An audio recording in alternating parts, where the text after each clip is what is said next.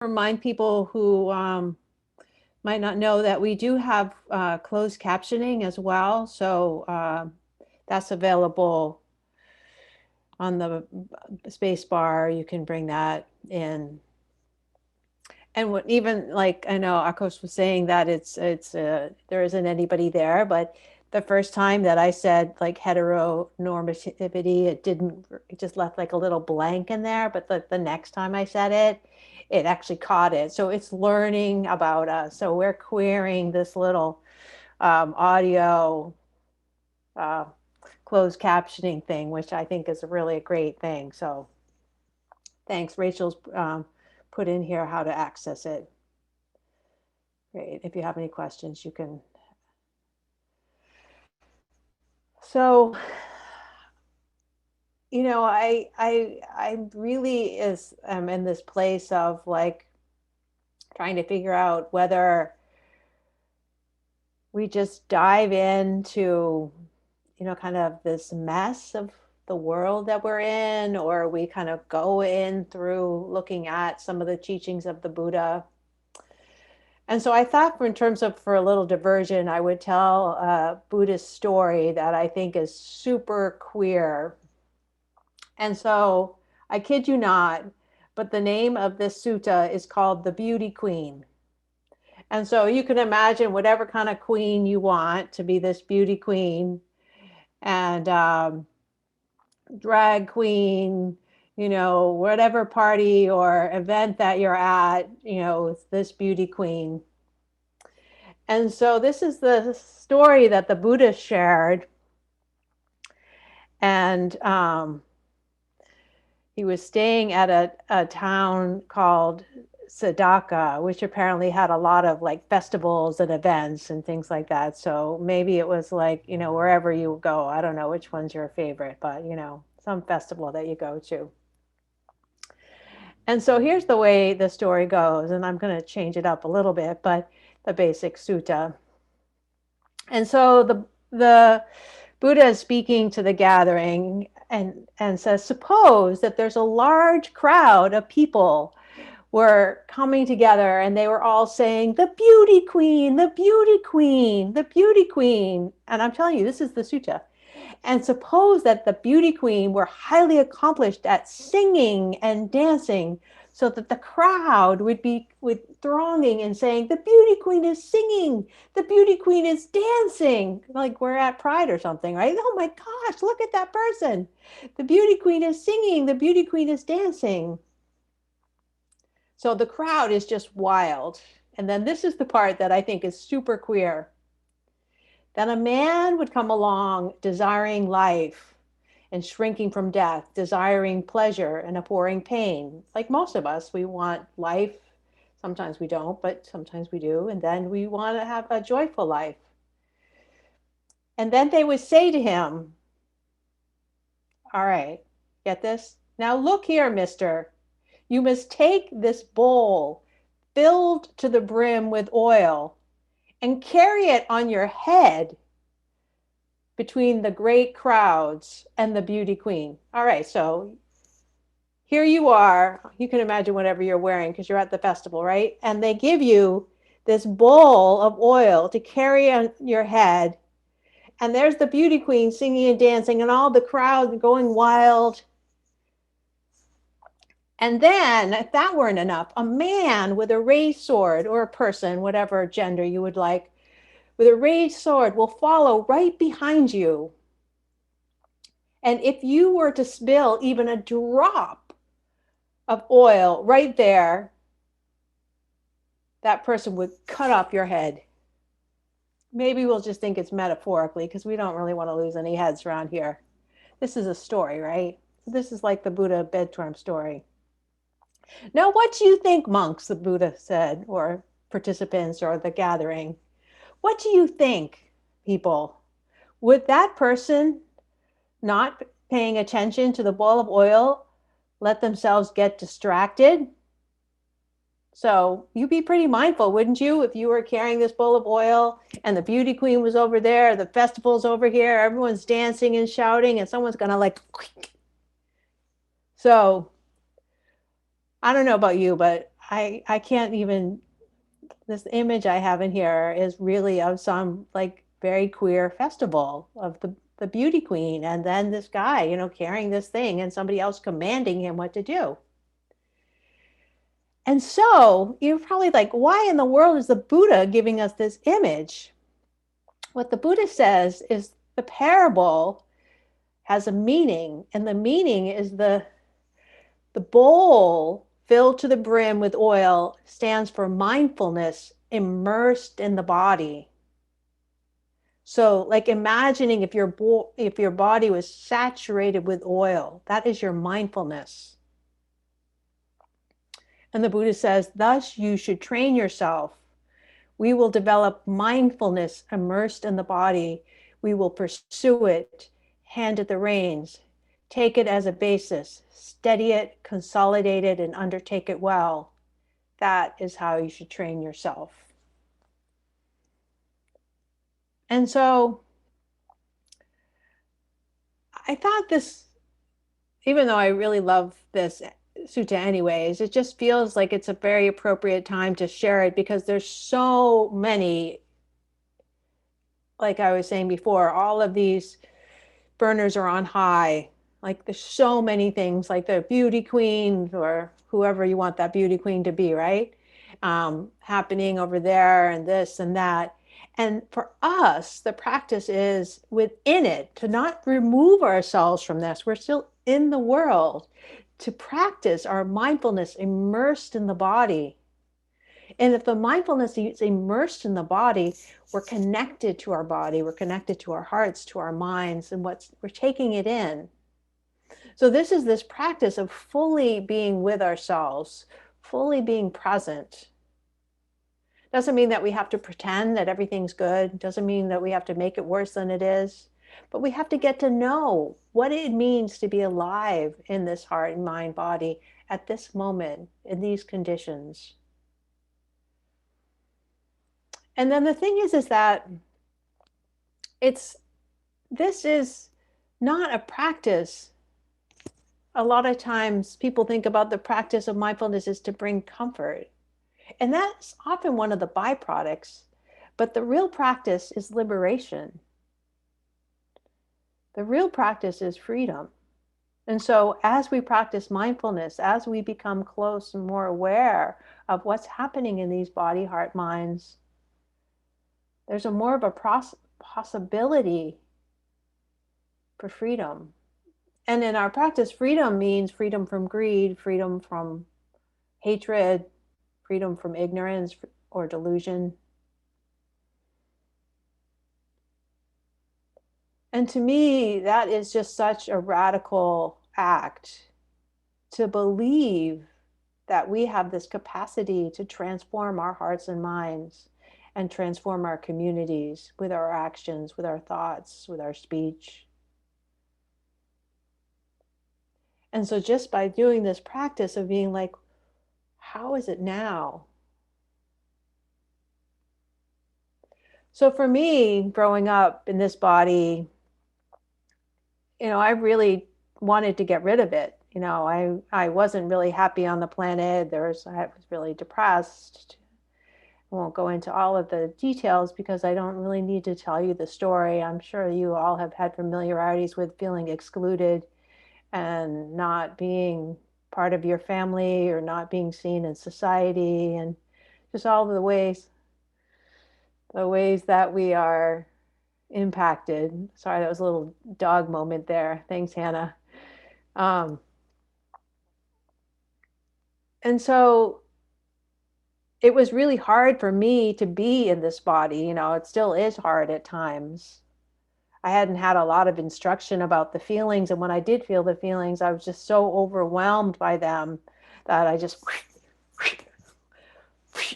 put them over there, like even as I started coming out, like the feelings had to be like in the closet because they were so enormous. And so my connection to my body, because of gender, because of the body anatomy, there's just a lot of disconnect. And so this mindfulness immersed in the body is such a powerful image. Like, what is it like to know this body not as other people's projections or my projections or what I want or wish, but what is it like? What happens here in this heart and mind when the world is happening? And so for me, I had to really come close, you know, to allow this. I don't really call it a welcoming as much of it, those of you who've heard me before, I just sort of think like I just put my hands out flat like this. And it's just like, okay, like I'm not going to push you away. I'm not going to bring you in. I'm just going to be like, okay, acknowledging this is what's happening right now. To get to know what it means to be in this body, heart, mind, in this world.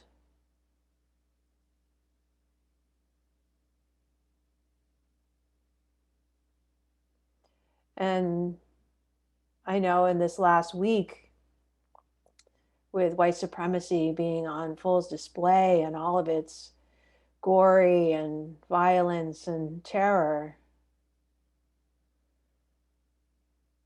it's really scary to be in a body, heart, mind that is marginalized and discriminated against and not seen as fully human oftentimes.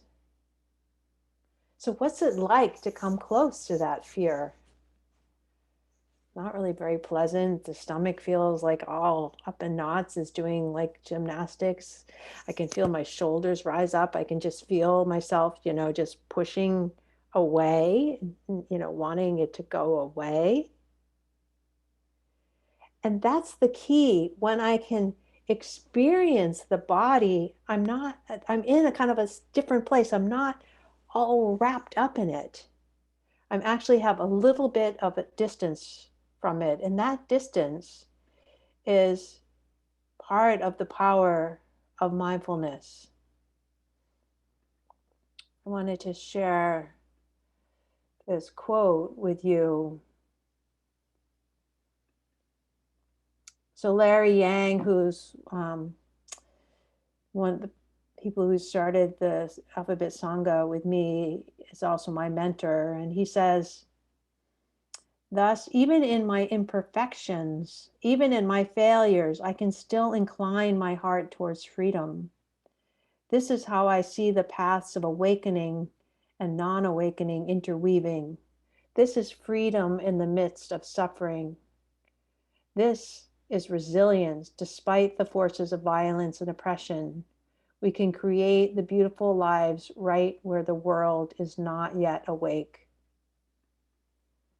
So how do we awaken in the places of non-awakening? The world is not awake. How do we find refuge for ourselves, to come home to ourselves, so that we can transform inwardly to meet the world outwardly?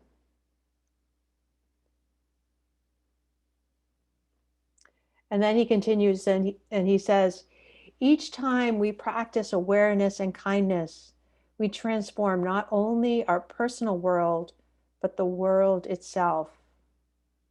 Just that intention, like just how we choose to meet this moment, we transform not only our personal world, but the world itself. We begin to be able to hold the unholdable, to connect the broken heart and the raging mind. We look for the precious wisdom embedded within that bitter rage, and as soon as we begin to look, we are no longer consumed by it. We turn towards the direct experience of despair and weave it into care, love, and dare we say freedom. This is the magnitude of our spiritual practice. It asks us to include all of the contradiction and paradoxes of awakening and not awakening and everything in between.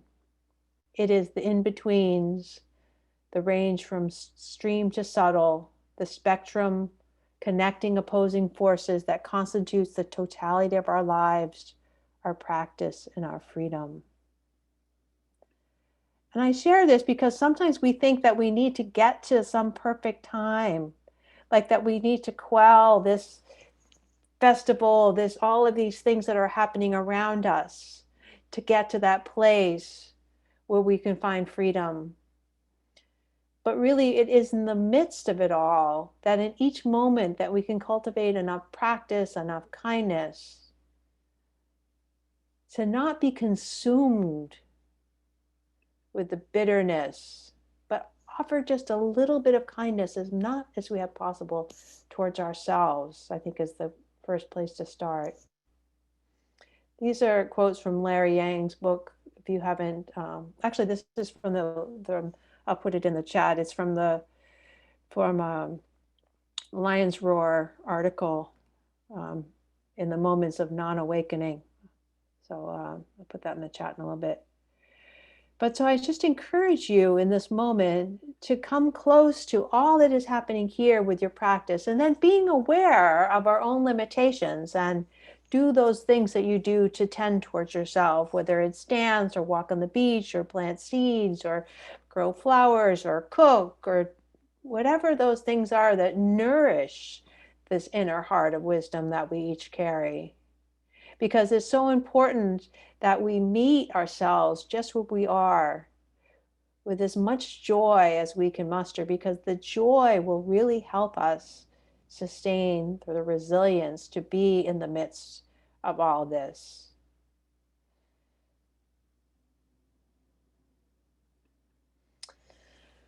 So just to close out some of this share, before we have some time for all of you to share, just to really encourage you to notice this thought of like wanting to make this practice make you better. Like, let me get the new and improved version of JD, rather than this practice being of just like meeting and greeting this one here who's showing up. Maybe things will change and maybe things will be better and maybe they'll look worse, but maybe that's just the projection. Maybe it's a perspective like a hologram, or maybe you're just in that caterpillar place and then the butterfly is going to emerge later. So all of those judgments of progress are such a hamper to our connection to each other and to ourselves. There's these measurements that keep us from each other. And so if we can, just like in the story of the beauty queen, the idea is that in this moment, can I do my best with being immersed with this mindfulness, being aware of all that's happening externally and the crowds and the people and the show, and then also in my own self, and come to know myself with as much kindness, as much compassion, as tenderness, to allow all of myself to be here. The world needs us. The world needs all of our queerness, all of our perspectives, all of our genders, all of our sexual orientations, races, abilities, disabilities. We are so vitally needed for the health of the world. So I'm really grateful that you're here to practice and that you're in this community with me tonight. So thank you. We're going to have time for small groups now. And so I want to bring